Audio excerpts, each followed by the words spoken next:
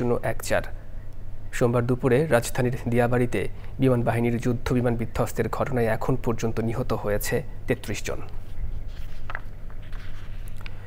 ব্রাহ্মণবাড়িয়ায় জুলাই পদযাত্রা করেছে জাতীয় নাগরিক পার্টি। সকালে সার্কিট হাউস মিলনায়তনে জুলাই গণঅভ্যুত্থানে শহীদ ও আহতদের পরিবারের সাথে সাক্ষাৎকারের মধ্য দিয়ে কর্মসূচির শুরু হয়। সে সময় এনসিপির আহ্বায়ক নাহিদ ইসলাম আগামী ৫ই আগস্টের আগে জুলাই সনদ ও ঘোষণাপত্রের দাবি জানান।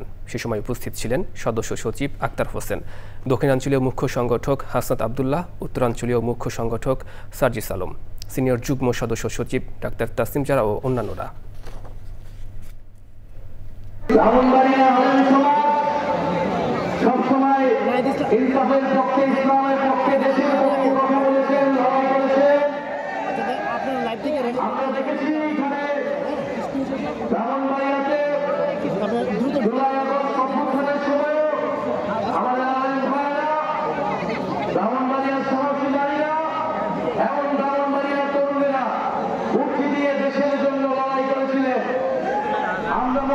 আমরা বিশ্বাস করি ব্রাহ্মণবাড়িয়া মাথা নত করে না, ব্রাহ্মণবাড়িয়া সেই সাহস সবসময় ধরে রাখবে।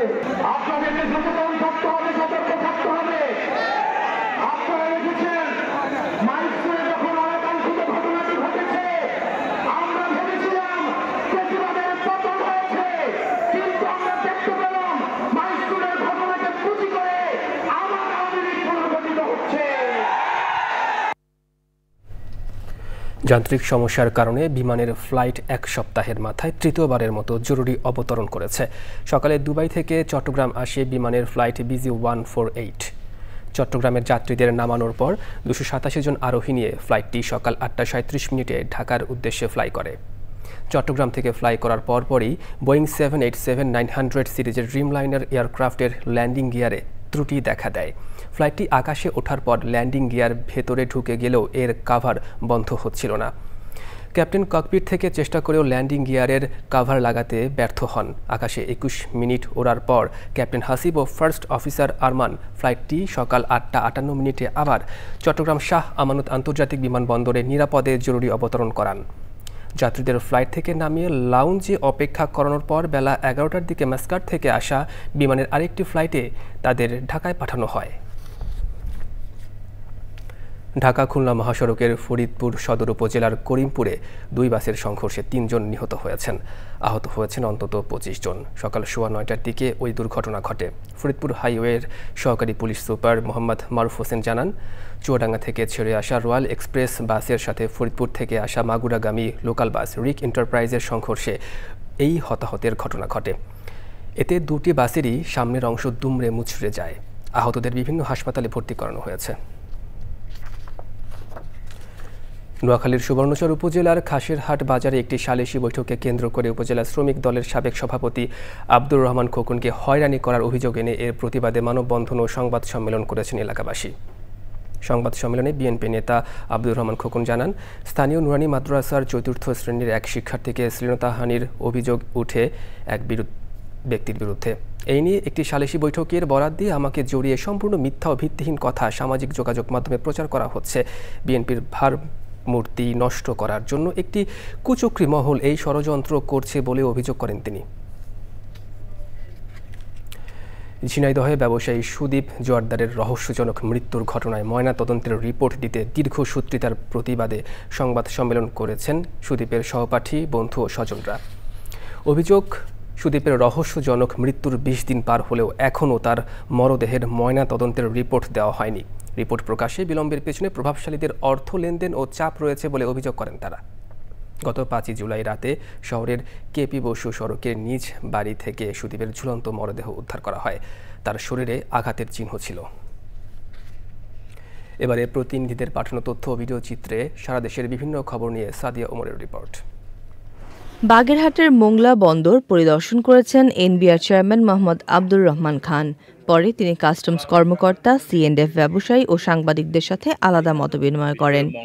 চট্টগ্রামে শিবিরের বিরুদ্ধে বিক্ষোভ সমাবেশ ও মিছিল করেছে মহানগর ছাত্রদল। নিষিদ্ধ ছাত্রলীগের পক্ষে শিবির মব সৃষ্টি ও ছাত্রদল নেতাকর্মীদের উপর হামলার প্রতিবাদে এবং দায়িত্ব অবহেলার কারণে চকবাজার থানার ওসি প্রত্যাহারের দাবিতে বিক্ষোভ মিছিল করেন তারা। গাইবান্ধার গোবিন্দগঞ্জের নাকাইহাট কলেজে মেধাবী ও অসচ্ছল শিক্ষার্থীদের কানাডা বাংলাদেশ এডুকেশন ট্রাস্টের অর্থায়নে বৃত্তি দেওয়া হয়েছে।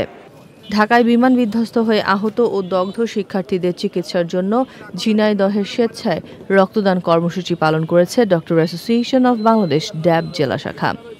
সরকারি প্রাথমিক বৃত্তি পরীক্ষা থেকে কিন্ডারগার্টেন ও বেসরকারি প্রতিষ্ঠানের শিক্ষার্থীদের বঞ্চিত করতে প্রাথমিক শিক্ষা অধিদপ্তরের জারি করা পরিপত্রের প্রতিবাদে রংপুরে মানববন্ধন করেছে বাংলাদেশ কিন্ডারগার্টেন সোসাইটি।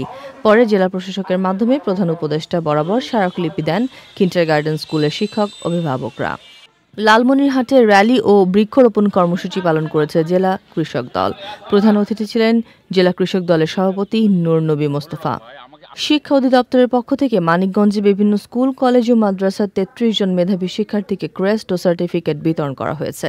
সারা দেশে আইনশৃঙ্খলা পরিস্থিতির অবনতি, তারেক রহমানের বিরুদ্ধে অপপ্রচার, মিটফোর্ড হত্যাকাণ্ডের বিচার দাবি ও জাতীয় সংসদ নির্বাচন বানচালের ষড়যন্ত্রের প্রতিবাদে ময়মনসিংহে বিক্ষোভ মিছিল ও সমাবেশ করেছে জেলা শ্রমিক দল। নাটোরের সরকারি বেসরকারি সেবা প্রতিষ্ঠানে টেকসই উন্নয়ন বাস্তবায়নের অঙ্গীকার করেন নাটোরের সেবা প্রদানকারী বিভিন্ন সরকারি বেসরকারি প্রতিষ্ঠানের প্রতিনিধিরা। শিক্ষিত কর্মপ্রত্যাশী যুবদের ফ্রিল্যান্সিং প্রশিক্ষণের মাধ্যমে কর্মসংস্থান সৃষ্টির লক্ষ্যে পিরোজপুরে ফ্রিল্যান্সিং প্রশিক্ষণ কোর্সের দ্বিতীয় ব্যাচের প্রশিক্ষণপ্রাপ্তদের সনদপত্র বিতরণ এবং তৃতীয় ব্যাচের প্রশিক্ষণ শুরু হয়েছে।